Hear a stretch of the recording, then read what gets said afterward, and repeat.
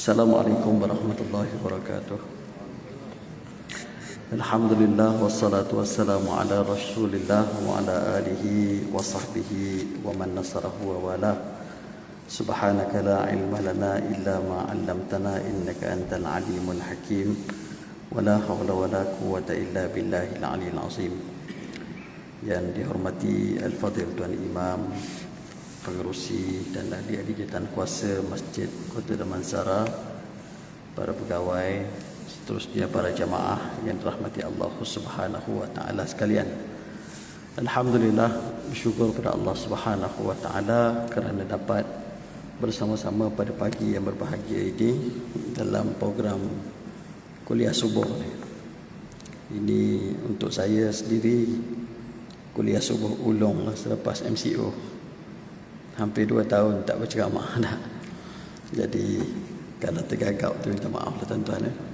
Dah lama tidak menyampaikan ceramah secara fizikal, secara atas talian tu adalah beberapa kali. Baik. Saya tuan-tuan sekalian diminta dalam jadual yang disediakan oleh pihak masjid. Tajuk yang diberikan adalah Fiqhus Sunnah.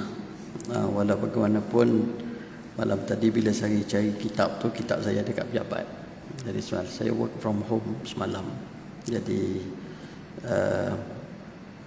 secara mudahnya supaya kita tetap merujuk kepada suatu kitab yang memandu kita dalam saya berkongsi di masjid ini, maka saya memilih kitab alternatif lah, iaitu kitab Al-Fiqhul Manhaji ala madhab Al-Imam Syafi'i, fiqh manhaji dalam madhab Al-Imam Syafi'i, yang ditulis oleh 3 orang ulama daripada Syria, Dr. Mustafa Al-Khil, Dr. Mustafa Al-Bugha dan juga Ali Syarbiji.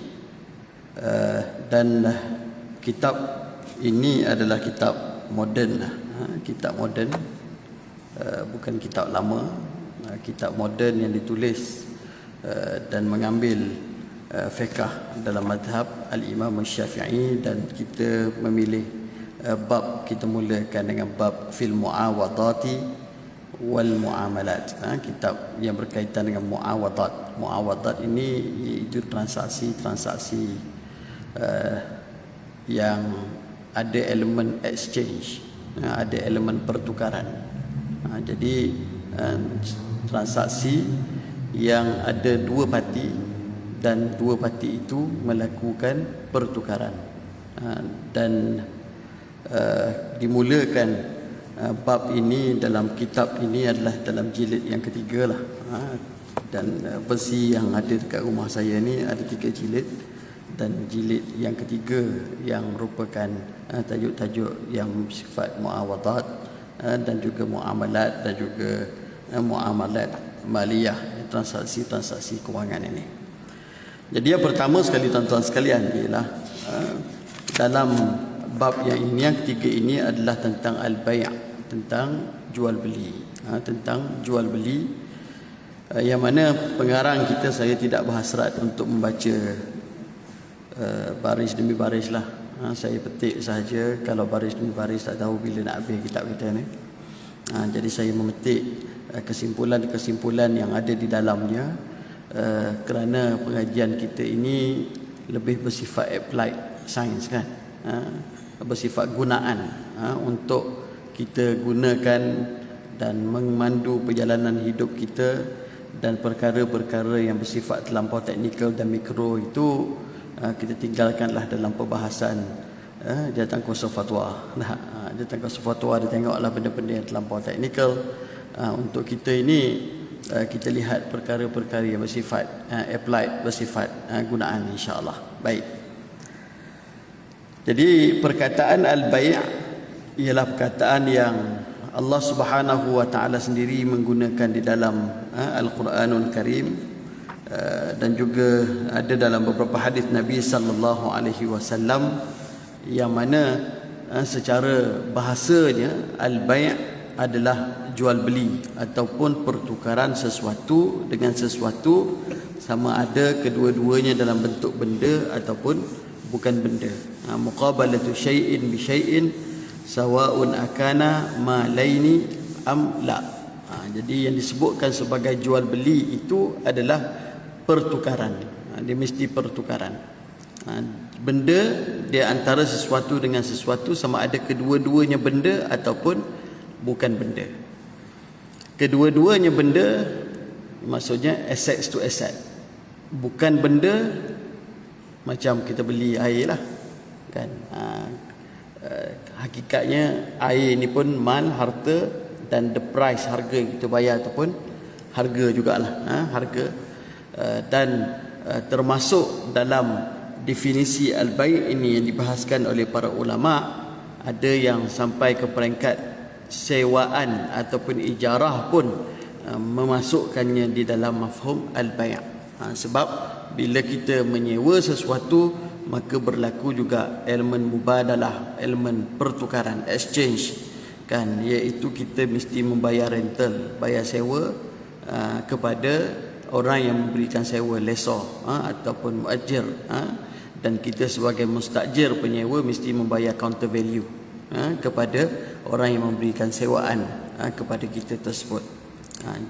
Kerana itu ada yang memanggil al-ijarah itu dengan nama bai' juga, iaitu bai'ul manfa'ah.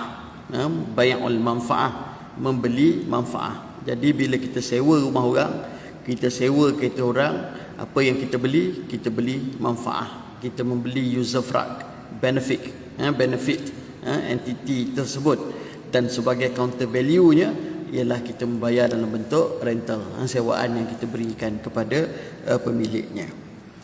Allah Subhanahu wa taala sendiri menggunakan perkataan bai' dalam Al-Quranul Karim, antaranya dalam surah At-Taubah ayat 111, innallaha ishtara minal mu'minina anfusahum wa amwalahum bi anna lahumul jannah.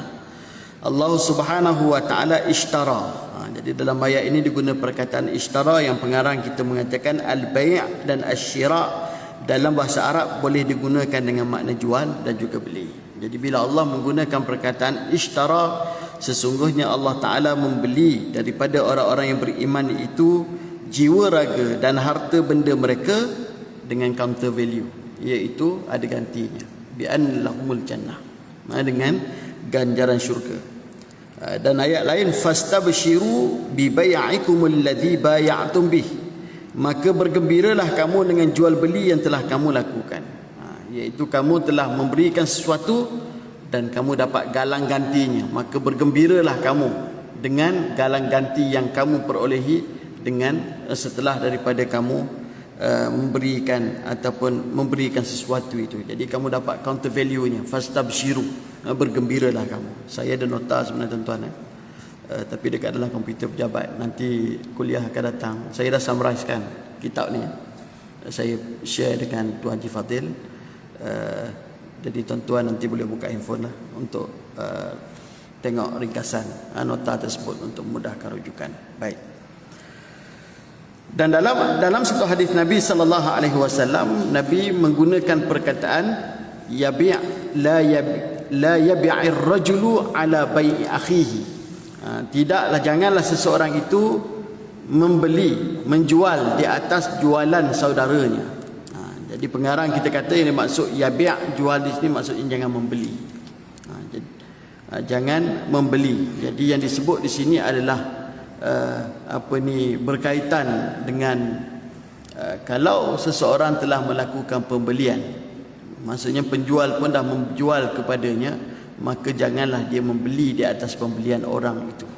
Sesuatu yang telah dimuktamadkan, maka sebagai seorang beriman jangan pergi negotiate dengan orang yang dah jual tu untuk kita menjual dan memintanya cancel agreement ataupun akad jual beli yang telah dimuktamadkan dengan pihak yang pertama tersebut. Jadi Rasulullah sallallahu alaihi wasallam melarang, dan hadis ini datang dengan dikaitkan juga dengan jangan meminang di atas pinangan orang lain. Kan orang yang dah pinang, maka jangan meminang. Pinang ni apa dia tuan-tuan? Iaitu apabila ada seorang lelaki menzahirkan roghbah dia, kemahuan dia kepada seseorang perempuan, kan, dan dipersetujui, itu pinang. Orang Melayu ni dia tambah pula lagi satu, apa dia? tunang. Tunang tu bukan fiqh tu, itu amalan. Jadi meminang ni bila dah pergi beritahu dan sebagainya, dan dipersetujui, maka itu pinang lah, itu pinang. Kita yang tambah, kena bawa rombongan hantar tanda jadi, itu kita tambah kan. Tak salah, kerana perkara berkaitan perkahwinan ni bukan satu perkara yang kecil.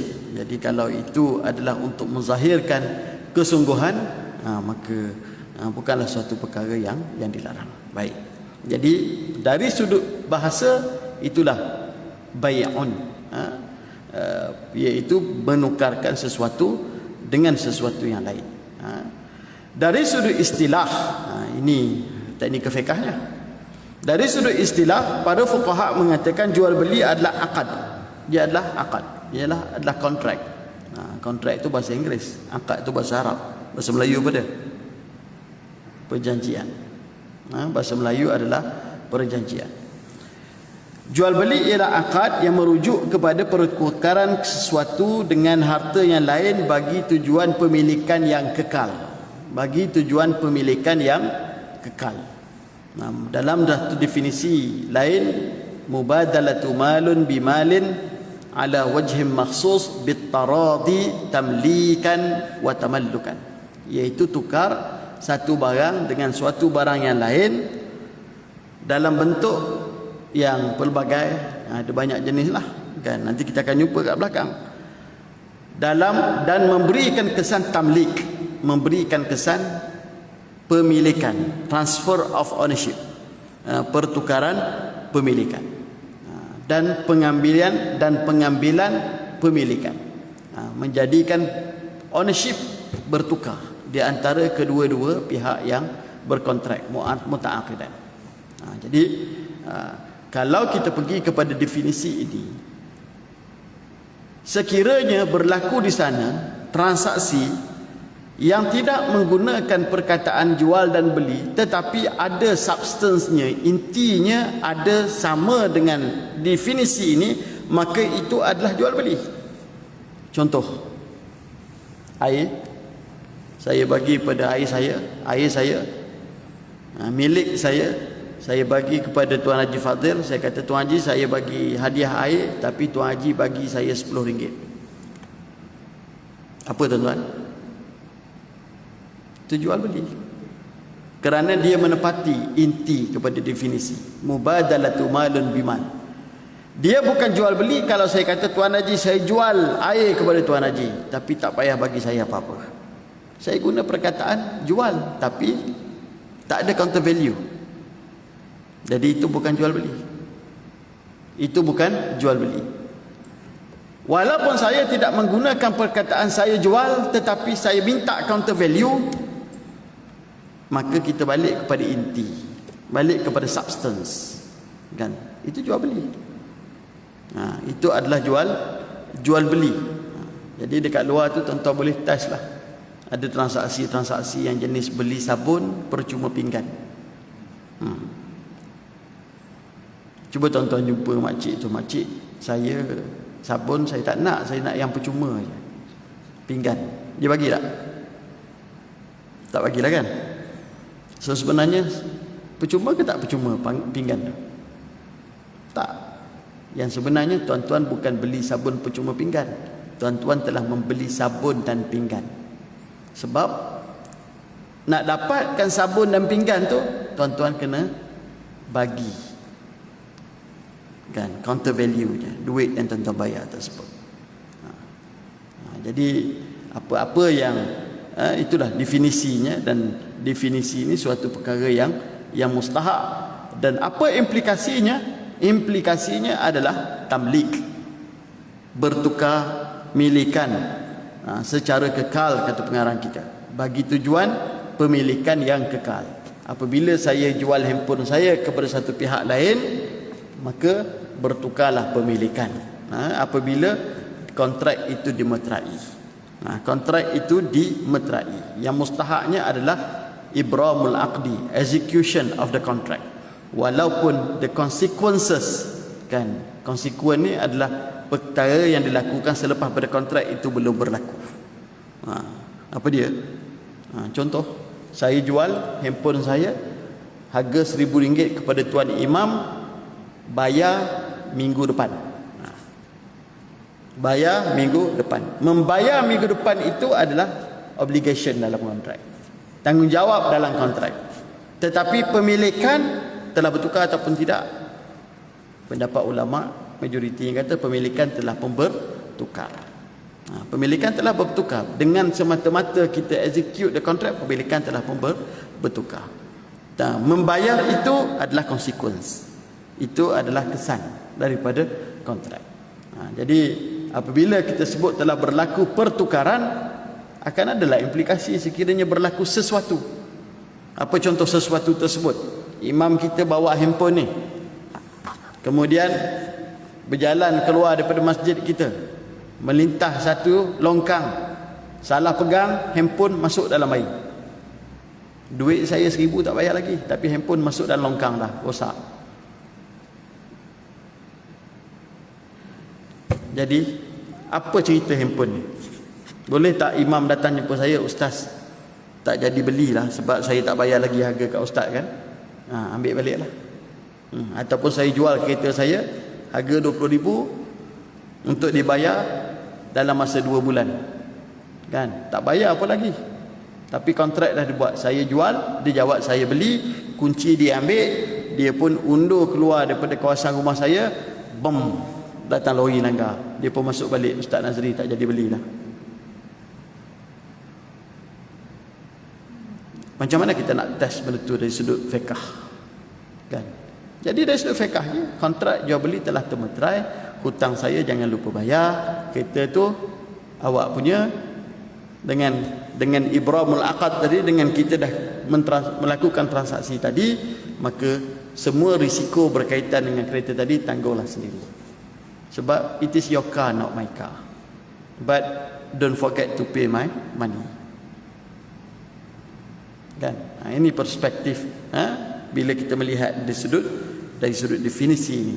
Dia telah memberikan kesan tamlik, kesan tamlik. Jadi ada benda kalau kita ukur, tuan-tuan balik tengok SMP, tuan-tuan beli rumah kan, ada yang beberapa yang saya baca SMP, saya jumpa kontrak dalam ada provision dekat dalam sale and purchase agreement tu, dia tulis the ownership of this property will not be transferred to the buyer, will only be transferred to the buyer upon full payment. Pemilikan properti ini akan dipindahkan kepada pembeli setelah bayaran penuh dibuat. Itu bukan Islam. Jadi kalau ada provision macam tu dalam kontrak yang kita buat, itu adalah syarat fasid, itu adalah avoid condition. Itu adalah satu syarat yang fasid, dan syarat yang fasid adalah tidak binding, adalah tidak mengikat pada mata syarak. Pada mata syarak. Baik. Jadi itu definisi. Definisi jual beli yang mana ianya adalah kontrak yang melibatkan pertukaran harta. Jadi harta itu nanti dibahaskanlah. Harta apa? Jadi bukan semua harta yang diiktiraf oleh hukum syarak. Jual tapi jual arak, jual tapi jual tahi lembu kan, ada perbahasan fiqahnya. Dan kemudian jual tetapi tak ada counter value, yang mana saya sebut tak sah tadi, sebab yang dimaksudkan dengan jual beli adalah mesti tukar. Kemudian jual tetapi ada diletakkan di sana encumbrance, diletakkan sekatan. Saya jual kereta kepada tuan, tetapi kereta kena simpan rumah saya, setiap kali nak pakai kena minta izin saya. Jadi itu tak sah syarat tu. Sebab apa? Sebab syarat itu telah menyekat milikan. Sedangkan yang dimaksudkan dengan jual beli itu kesannya mesti tamlik, kesannya adalah mesti memindahkan milikan kepada pihak yang lagi satu. Jadi apa-apa conditions yang menyekat the full ownership, maka pemilikan penuh, maka itu adalah syarat yang tidak sahih. Tapi ada syarat yang boleh dibuat. Sebab itu para ulama bila sebut tentang syarat dia bahagikan syarat ni pada 3. Satu, syarat sahih. Yang kedua, syarat fasid. Kemudian syartun yata'aradu bi muqtadal aqd. Yang pertama, syarat yang sahih, bolehlah letak syarat. Contoh apa dia? Saya jual handphone, tetapi pembeli kata ustaz kena bagi waranti kat saya 3 tahun, 3 bulan. Ustaz kena bagi waranti. Kalau rosak dalam masa 3 bulan, saya akan datang request balik kepada ustaz. Itu okey. Itu syarat yang menguatkan kontrak. Kalau saya tak nak bagi waranti tu, dia tak nak beli handphone saya. Itu tak apa. Tapi kalau syarat ini handphone kena bayar RM100 sebulan, kalau sebelum 10 hari bulan, kalau lambat lewat daripada 10 hari bulan, akan naik kena penalti RM1 setiap hari yang lambat. Jadi penalti RM1 itu syarat fasid. Sebab apa? Dia mendenda kerana lambat bayar telah membawa kepada mengamalkan riba an-nasa', riba nasi'ah. Jadi syarat itu void. Ataupun saya kata kena simpan handphone rumah saya, itu void sebab telah menyekat full ownership, pemilikan penuh pada pihak yang membeli. Baik. Jadi itulah definisi yang pengarang kita mengatakan jual beli ialah akad yang merujuk kepada pertukaran harta dengan harta tamlikan ala ta'bid, iaitu memberikan pemindahan milik ta'bid buat selama-lamanya. Jadi kalau dia bayar saya duit itu selama-lamanya adalah duit saya, dan kalau saya bagi kepada dia, jual kepada dia, maka selama-lamanya barang adalah menjadi milik dia. Baik. Jadi memiliki sesuatu ni satu kemuliaan, tuan-tuan, satu hak. Sebab tu dalam syarak ni, bagaimana pemilikan itu berpindah? Kita tak boleh ambil hak milik orang lain, kan? Macam mana berpindah? Satu, istihlak. Istihlak. Apa dia istihlak? Istihlak ni benda yang asalnya Allah Ta'ala punya, tapi kita yang mengusahakan, maka dia masuk dalam milikan kita. Contoh, ikan yang ada di laut, kan? Siapa punya? Allah Ta'ala punya. Nelayan pergi bekerja, kan, kayuh perahu, bawa bot sampai tengah sana, tahan pukat, ikan tu masuk dalam pukat dia. Itu siapa punya? Dia punya. Jadi bila ikan itu telah menjadi milikan dia, sekiranya dicabul, ada orang curi, maka berjalanlah hukum hudud, kan? Berjalanlah hukum hudud. Tetapi kalau siapa yang ambil di tengah laut tu, tak ada siapa-siapa boleh kata dia telah pergi mencuri ikan tengah laut, tak ada. Itu Allah Ta'ala punya. Tetapi sekali masuk perahu orang, ditangkap oleh orang, itu dia punya. Tanah contohnya, kan? Ada dalam hadis Nabi kata, man ahya ardan maitan fahuwa lahu. Barang siapa yang telah menghidupkan satu tanah yang mati, maka tanah tu dia punya. Itu ahyaul mawat. Zaman sekarang tak boleh lah, tuan-tuan. Kan zaman sekarang tuan-tuan kena pergi baca National Land Code kat Malaysia ni, kanun tanah negara. Kan? Kanun tanah negara. Sultan pun bukan semua tanah dalam negeri dia tu dia punya. Walaupun kalau kita baca gelarannya, Sultan dan yang dipertua bagi negeri sekian-sekian-sekian serta jajahan takluknya. Dah. Zaman dulu ya, sebelum merdeka, semua tanah bila mana tidak ada ownership, tak ada pemilik, maka ianya adalah tanah kesultanan. Dia adalah tanah sultan. Zaman sekarang sultan nak tanah pun kena masuk surat dekat dalam, kena masuk kertas dalam mesyuarat esko kerajaan negeri, untuk diluluskan kepada tuanku sultan. Tapi dulu ialah dalam konteks zaman Rasulullah sallallahu alaihi wasallam yang tanahnya tanah padang pasir, kan, seluas-luas bagaikan lautan, maka Rasulullah mengatakan, man ahya ardan maitan fahuwa lahu. Siapa yang hidupkan tanah yang mati, tanah tu dia punya. Tanah yang dara, tak ada orang pernah ni, tiba-tiba dia yang pergi tanah bukit, dia yang tebas, dia yang tebang, dia yang bersihkan.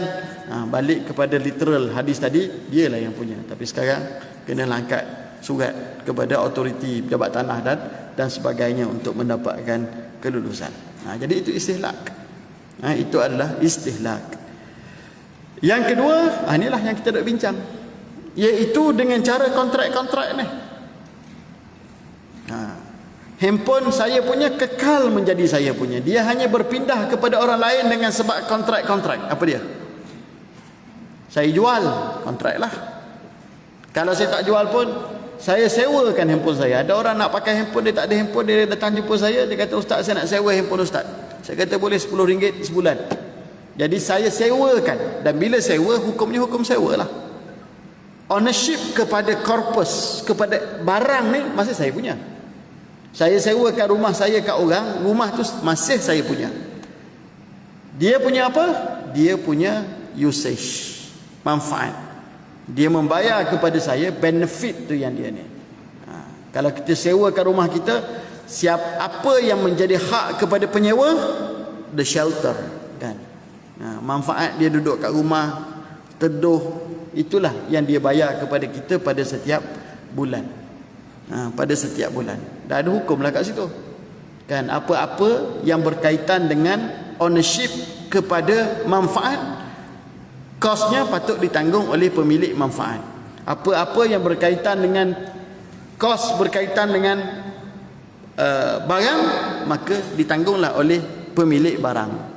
Kalau ambil dalam konteks rumah, badan rumah tu siapa punya? Saya lah. Apa yang berkaitan, kos-kos yang berkaitan dengan badan rumah? Cukai tanah. Jadi kalau tanya dari sudut syarak, siapa kena bayar cukai tanah? Penyewa ke landlord? Landlord. Sebab cukai tanah adalah berkaitan dengan property. Milikan property adalah milik dia, milik landlord. Tapi apa-apa kos yang incidental kepada penggunaan, pemilik penggunaan lah yang kena bayar. Apa contoh? Bil elektrik. Siapa pakai? Landlord pakai ke dia pakai? Dia pakai, dia dah bayar. Indah water, siapa kena bayar? Landlord kena bayar ke penyewa kena bayar? Penyewa lah kena bayar. Sebab apa? Yang masuk toiletnya dia, bukan landlord lagi. Dan lain-lain itulah tuan-tuan. Apa-apa yang berkaitan dengan pemilikan manfaat patut dibayar oleh pemiliknya. Apa-apa yang berkaitan dengan pemilikan rumah dibayar oleh ownernya. Jadi syarak kita ni lengkap lah sebenarnya, kan? Ataupun jual pun tidak, bagi sewa pun tidak, bagi hadiah terus.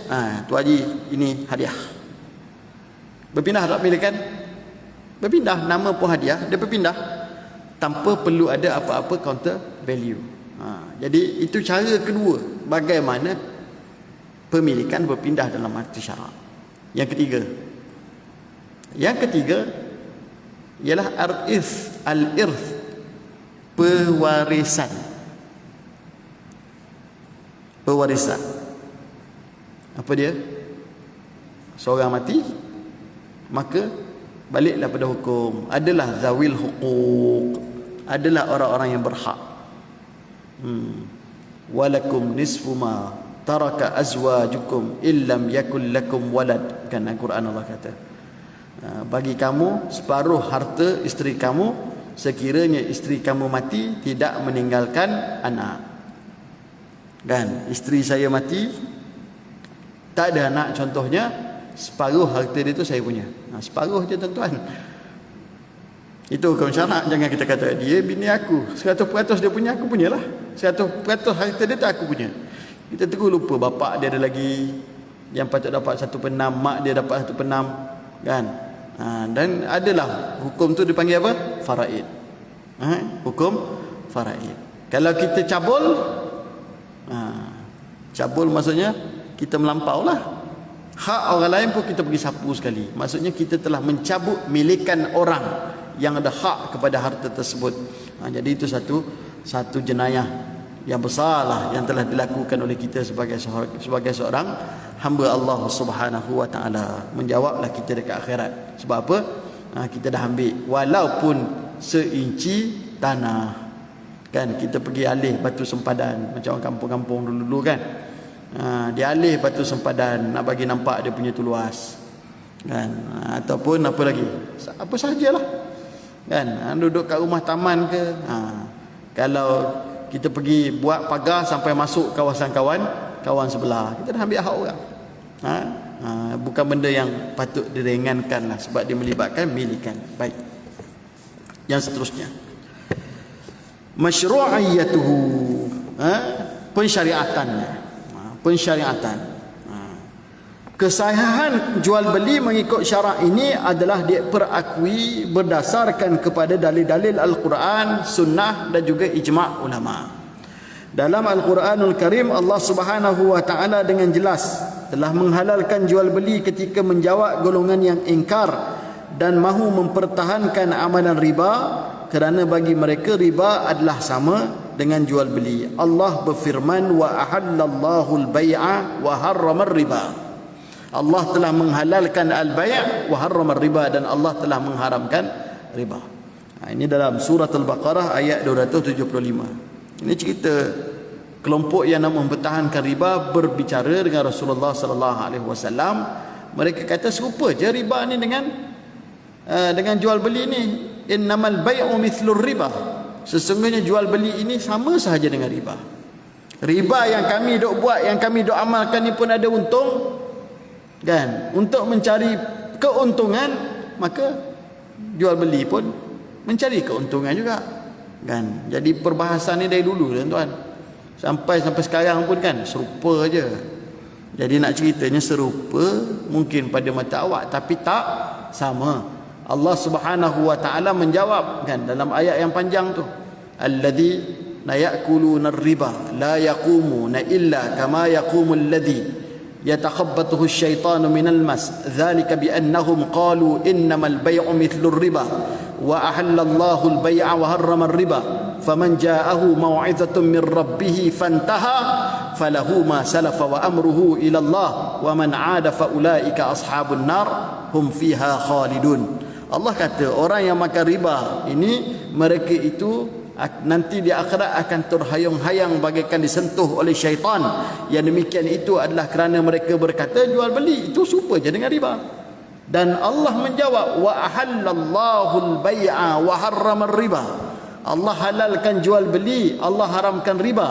Faman ja'ahu maw'izatun min rabbih, barang siapa yang telah sampai kepadanya peringatan daripada Tuhannya, fantaha, dia berhenti, falahu ma salafah, yang lepas tu dia punyalah, yang dah lepas tu lepaslah, buat zaman jahiliah, kan, sebelum ayat Quran mengharamkan riba sampai, itu yang lepas.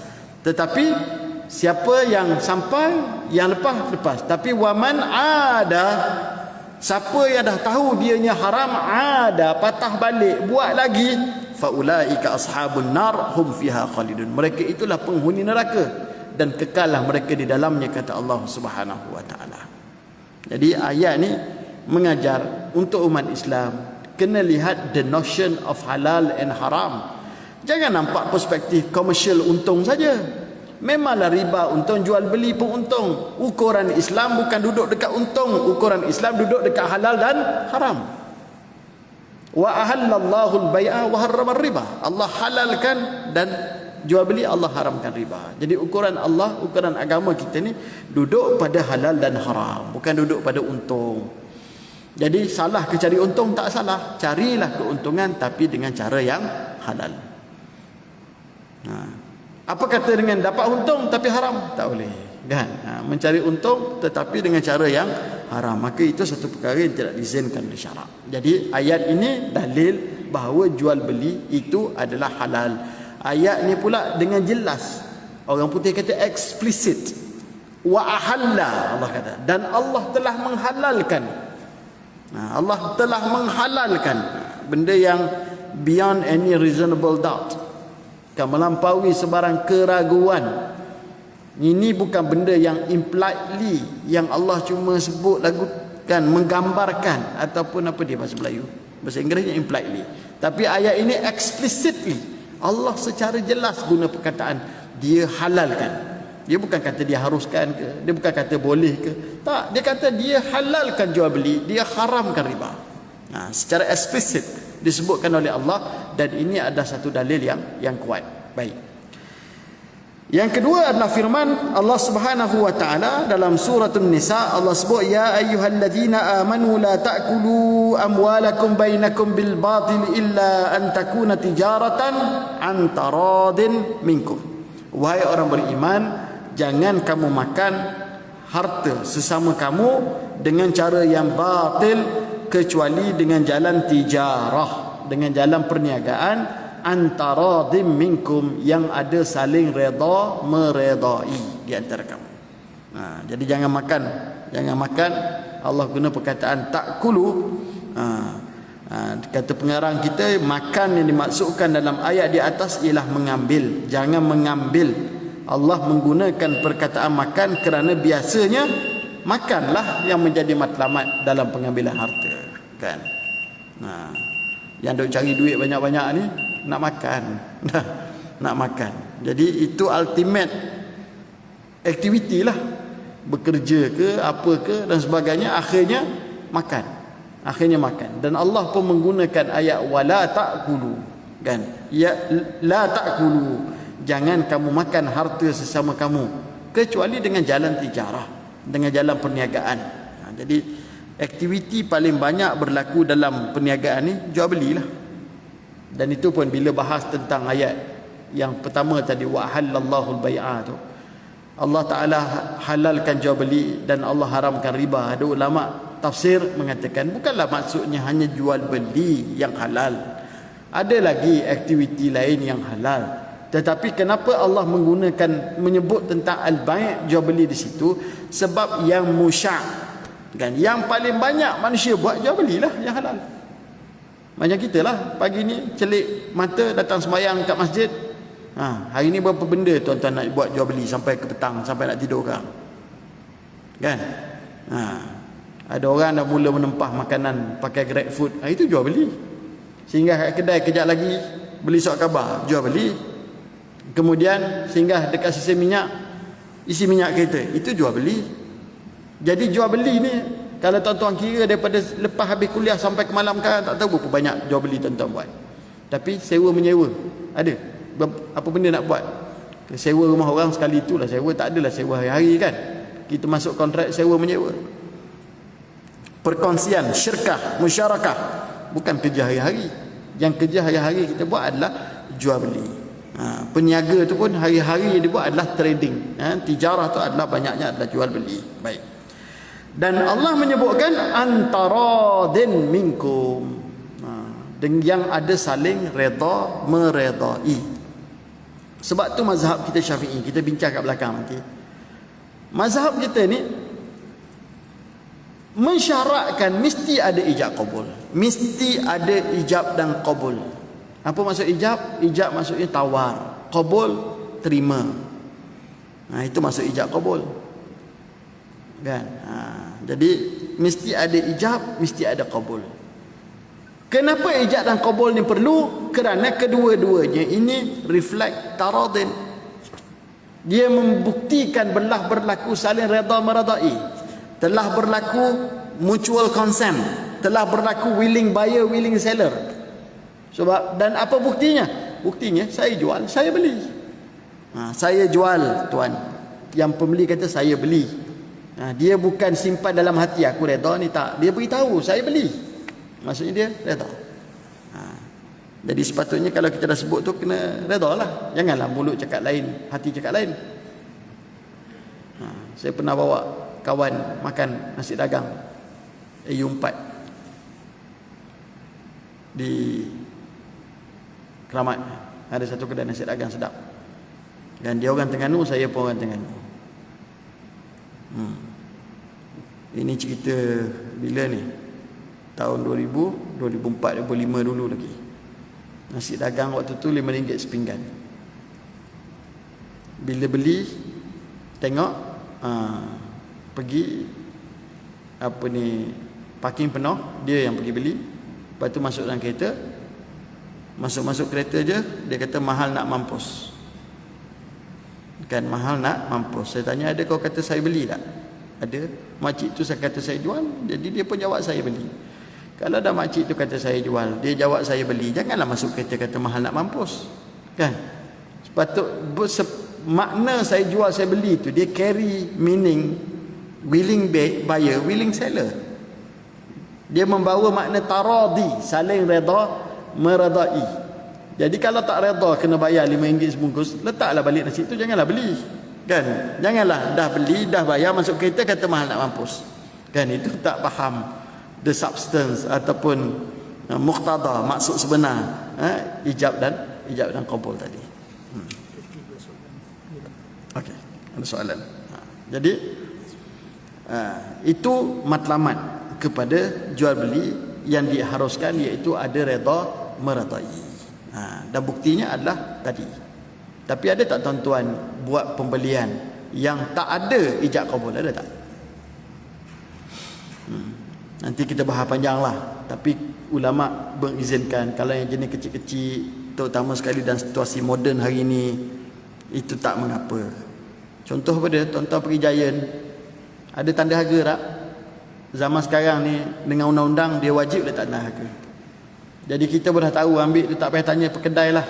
Kadang-kadang kita tak tegur pun dia, kan. Budak kaunter tu dia ambil barang kita, kemudian letak dalam beg plastik. Lepas tu kita pun hulur debit card, dia pun tak hulur pun, kita pergi ni je, kan. Kita touch je kat situ, dah kita pun belah. Tegur dia pun tidak. Jadi adakah itu tidak sah kalau tak ada ijab qabul?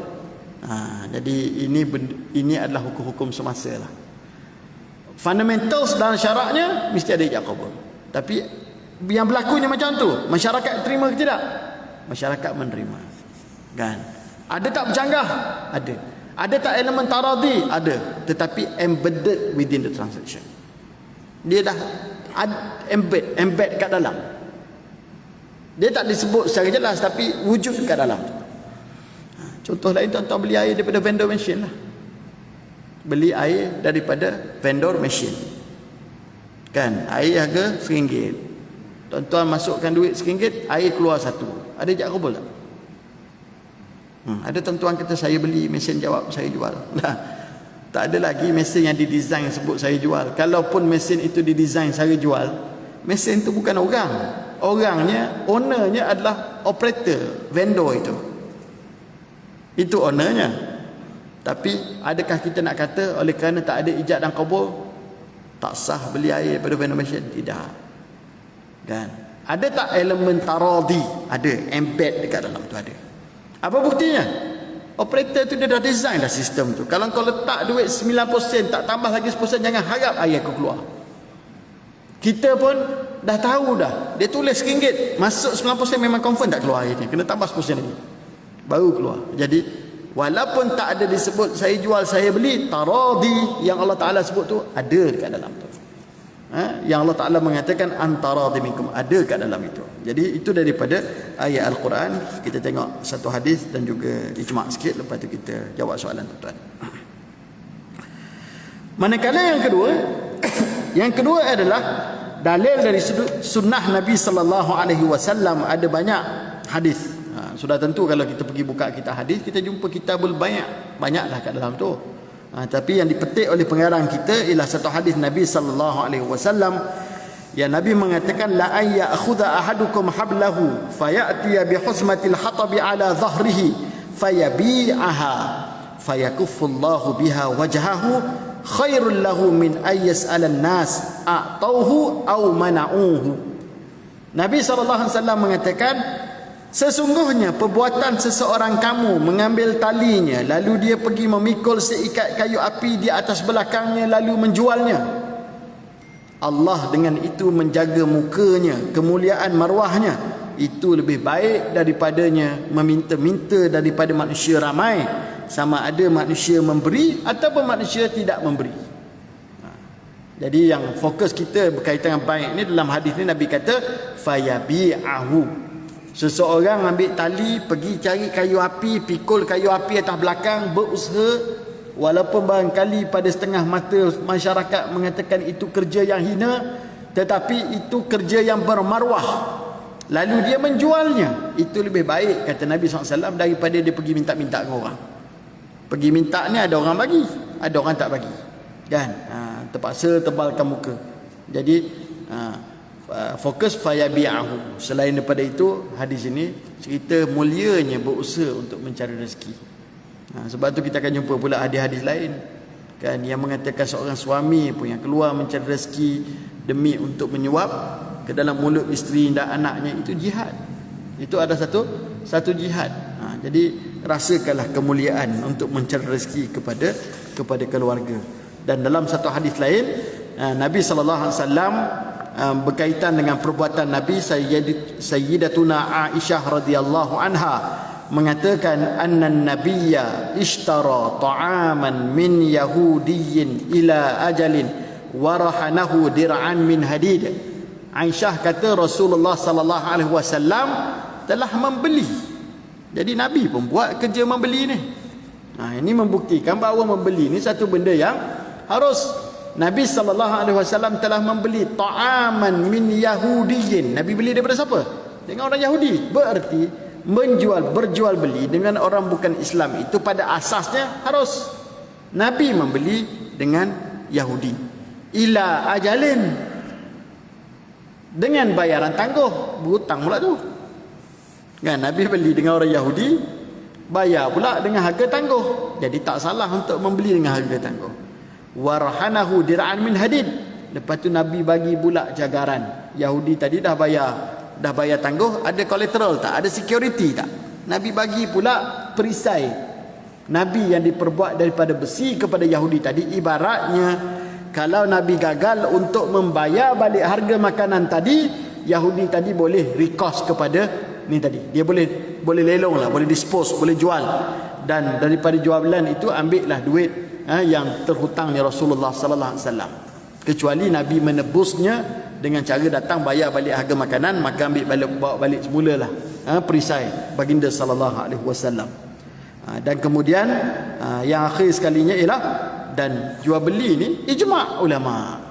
Ijma' maksudnya ulama semuanya setuju. Jual beli ni benda yang harus dilakukan oleh manusia. Ijma' ulama bahawa ianya adalah satu perkara yang harus untuk dilakukan oleh muslim, oleh muslim. Baik. Jadi saya berhenti kat situ. InsyaAllah kuliah depan kita pergi kepada melihat arkan, rukun. Rukun jual beli. Sebab nak kata sah ke tak sah, tengok rukun. Macam kita lah solat tadi kan, solat ada rukun. Dalam mazhab Syafi'i ada berapa rukun? 13 kan. Dan rukun tu pula kena cukup syarat. Dalam rukun ada syarat. Dalam bahasa Inggerisnya ada essential elements dan ada necessary conditions to the essential elements. Ada syarat pula kepada rukun. Macam imam kita, salah satu rukun baca Fatihah. Kalau siapa tak baca Fatihah, sah tak sembahyang? Confirm tak sah. Nabi SAW menyebut dalam hadis, la salata liman lam yaqra Fatihatul Kitab. Tak ada salah bagi orang yang tidak membaca surah Al-Fatihah. Tapi kalau baca Fatihah tak cukup syarat, tak sah juga. Contoh apa dia? Baca Fatihah tapi dalam hati, mulut komat kamit tak keluar pun. Ulama bincang apa? Syarat. Antara syarat dia kata ayyusbi'a udhunahu in kana sahihus sam'i. Syarat dia baca semua rukun qauli. Dalam sembahyang ada rukun qauli, ada rukun fi'li kan. Rukun-rukun yang bersifat qaul, macam baca Fatihah, paling kurang telinga dia sendiri boleh dengar. Kalau sahihus sam'i, kalau telinga dia betul. Kalau telinga dia tak betul tak apalah. Kan dia dah lah pekak, tapi kita kata kena bagi dengar ke telinga sendiri. Dia pun berteriak jugalah supaya dengar. Nanti orang lain tak sembahyang kan. Sebab jadi kalau kita jadi makmum pun dalam mazhab kita Syafi'i ni, kita wajib baca Fatihah. Kecuali tuan-tuan orang mazhab Abu Hanifah.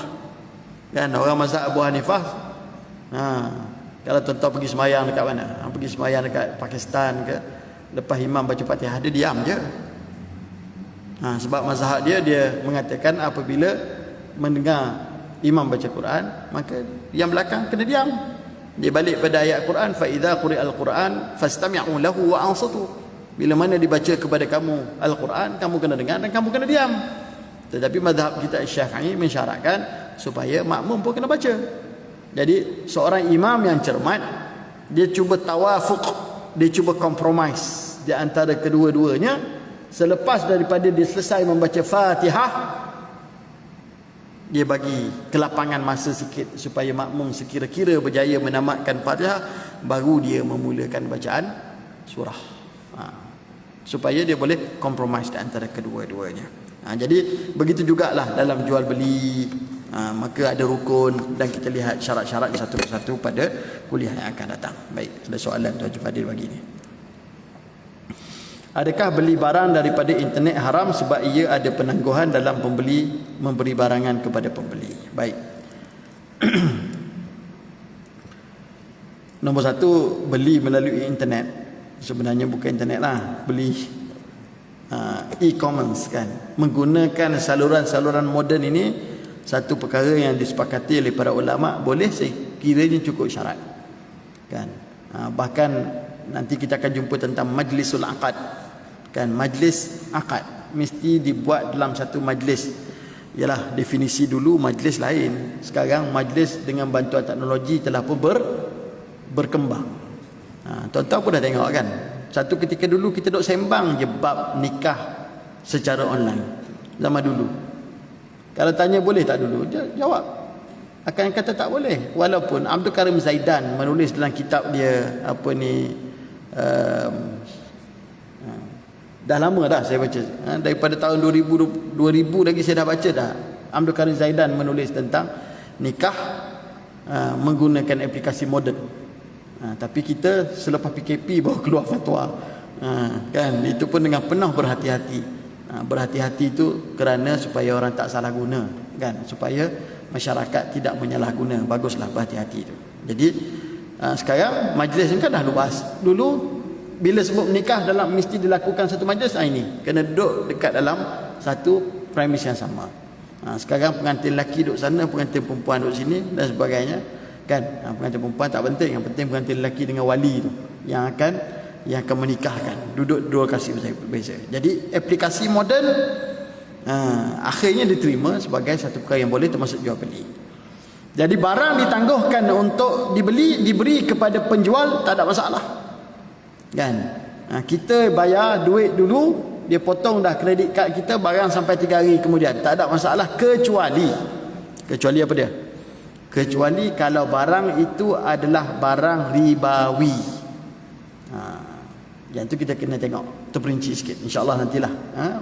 Bab jual beli emas. Kenapa? Sebab benda yang namanya barang ribawi ini ada larangan jelas dalam hadis yang panjang lah daripada Ubadah bin As-Samit radhiyallahu anhu, yang mana beliau berkata, Nabi kata az-zahabu bil-zahabi wal-fiddatu bil-fiddati wal-burru bil-burri wasyairu bil-syairi wat-tamaru bil-tamari wal-milhu bil-milhi sawa'an bi-sawa'in mitlan bi-mitlin yadan bi-yadin fa idza ikhtalafat hadhihi al-asnafi fabi'u kaifa syi'tum idza kana yadan bi-yadin. Nabi kata kalau kamu tukar emas dengan emas, perak dengan perak, kemudian ada 4 perkara lain, Nabi mensyaratkan, Nabi kata mesti tukar sama dengan sama, senilai dengan senilai, dan yadan biyadan, must be hand to hand, kata Nabi. Itu persoalannya. Hand to hand maksudnya the exchange must be on spot basis. Jadi tangguh tu itu bukan spot lagi. Jadi benda yang dan Nabi sambung fa idza ikhtalafat hadhihi al-asnaf, kalau tak sama jenis. Jadi contohnya beli emas guna duit lah, kita bayar dengan duit, kita dapat emas. Itu pun Nabi kata idza kana yadan biyadin, tapi mesti juga hand to hand, kata Nabi, mesti spot. Jadi benda yang beberapa spesifik macam tu, maka itu tidak dibolehkan. Walaupun bagaimanapun bolehlah dinasihati, ada cara supaya ianya mematuhi kehendak syarak. Ada caranya. Itu kena buat engineering sikit lah, kan, kejuruteraan, product engineering, supaya kita menjadi orang yang beriman. Baik, yang kedua, arwah ayah saya hanya 2 beradik dengan kakak dia. Okey, bila ayah kedua-duanya meninggal, kakak telah memindahkan hak milik tanah kepada anak-anaknya. Saya serta adik perempuan saya tidak mendapat apa-apa bahagian pun. Okey, persoalannya, adakah saya mempunyai hak untuk menuntut hak saya dan adik perempuan saya? Ayah ada 2 beradik dengan kakak dia, mak saudara. Atuk meninggal. Okey, settlekan yang tu dulu kan. Atuk meninggal, settlekan faraid yang usul tu dulu, iaitu settlekan kakak dengan ayah dengan kakak tu punya faraid dulu. Jadi kalau dalam konteks tu berapa? Kalau memang dia 2 orang saja, ayah tu secara hukum kan dapat 2/3, kakak dia dapat 1/3, mak saudara tu dapat 1/3. Tapi jangan nampak tu saja. Adik-beradik ada tak yang lain-lain ni? Kadang-kadang kita kena perhati. Tapi biasa kalau ada anak lelaki tu hijab lah, mahjub lah yang lain tu biasanya kan. Kemudian settle bahagian tu, baru cerita tentang bapa kita pula kan. Bapa kita mati. Bila bapa kita mati, yang akan ada hak pada harta tu kita, adik-beradik kita dan orang-orang lain yang berhak. Kakak telah pindahkan hak milik tanah kepada anak-anaknya. Jadi kita ada hak tak? Pergilah cek. Pada saya kita ada hak lah. Jadi hak ni kalau bawa ke mahkamah ada harapan lah untuk menuntut hak tersebut. Untuk menuntut hak tersebut. Baik. Jadi janganlah sesiapa yang semudah-mudahnya buat kerja macam tu kan. Kena cek dulu.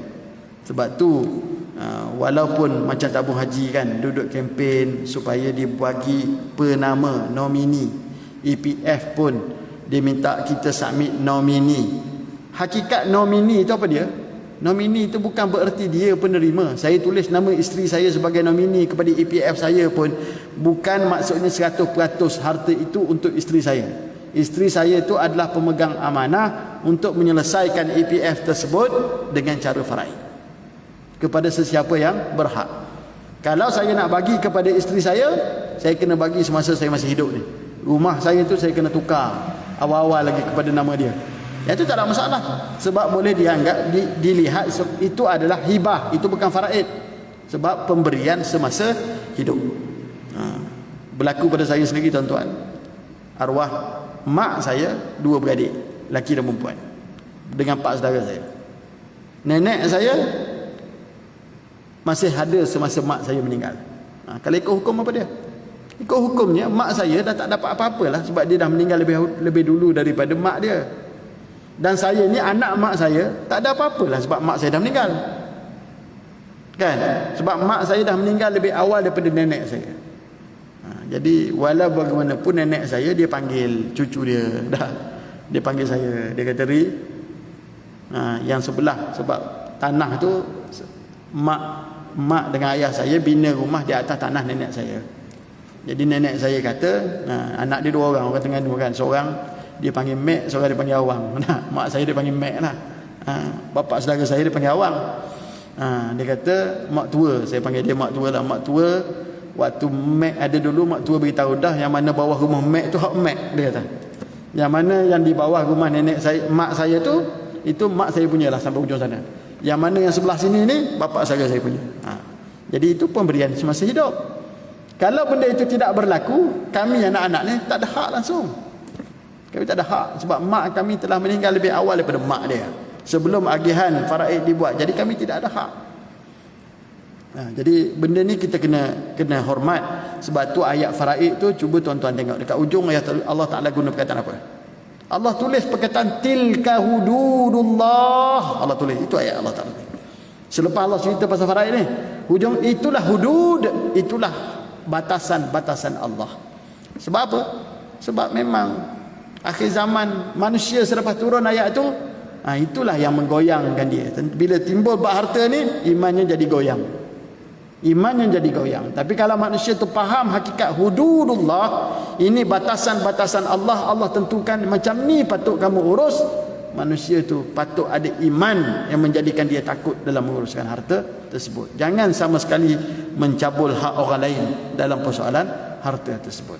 Kena pula ada pula dalam tu anak yatim lagi satu hal kan.